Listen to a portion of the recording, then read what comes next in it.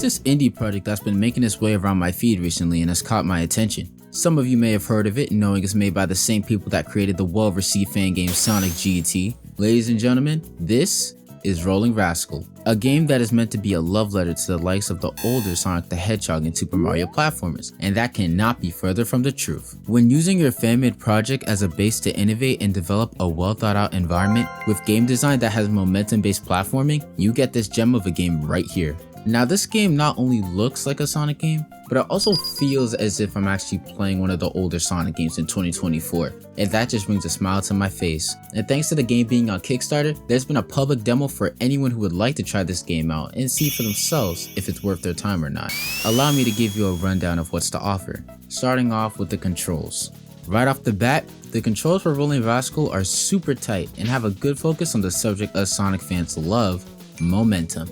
Running around a big environment at high speeds when done right can just be so exhilarating.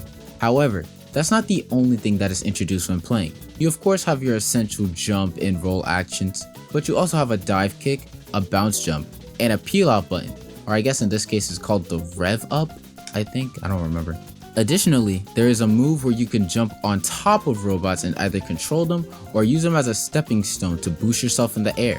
Additionally, I could do without this feature, but it didn't discourage my playthrough whatsoever. And not gonna lie, when doing the overriding correctly, it can make some serious time skips and speedruns. Now, if we wanted to talk about another reason why Rollin Rascal is a must play, it's definitely by its presentation. No matter it's the menus, the stages, or even the online multiplayer stages, yup, they have that too, just in the demo. Each stage has a luscious color palette of pure eye candy, and the level design complements that very well. Speaking of the stages, let's talk about the actual stages that are represented in this demo.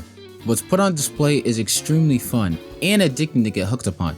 Heck, I even tried speedrunning the tutorial with all the cool little tricks you can do to grab a shorter time. Buccaneers Beach is the first actual stage within the game as far as I'm concerned, and it is pure fun. From the number of different paths you can take, the music being an absolute masterpiece, as well as every other track in this soundtrack so far, the crazy tricks you can pull off with good timing, and the fact I'm doing all of this while rolling at the speed of sound. And as I mentioned before, there is an online multiplayer with quite a few maps to race against people around the world.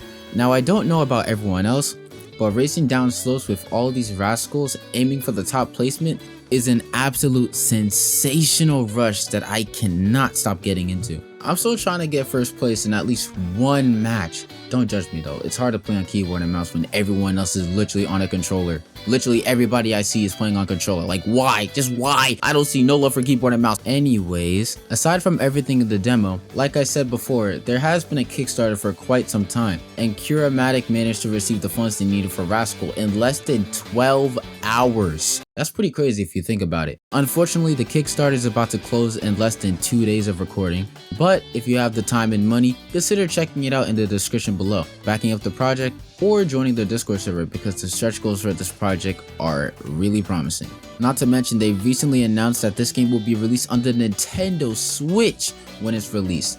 Like, what more can you ask for, honestly? Ultimately, Rollin Rascal is shaping up to be a real successor to the old modern Sonic and Mario platformers, and I'm all for it. Let me know what you think about Rascal if you played it or not in the comments below. And for God's sakes, let's keep back in the project so we can get a playable cutie, I beg you.